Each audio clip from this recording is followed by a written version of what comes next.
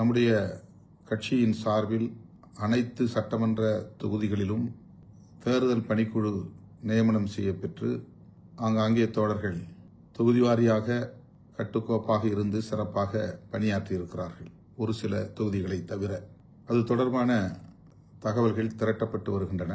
குறிப்பாக நாம் போட்டியிடாத பிற தொகுதிகளில் நம்முடைய தோழமை கட்சிகளின் வேட்பாளர்களுக்கு தேர்தல் பணி ஆற்றியதில் ஒரு சில தொகுதிகளில் இருந்து தோழர்கள் ஒற்றுமையாக இருந்து பணியாற்றவில்லை என்கிற தகவல்கள் வந்துள்ளன. அது குறித்து தகவல்கள் திரட்டப்பட்டு வருகின்றன.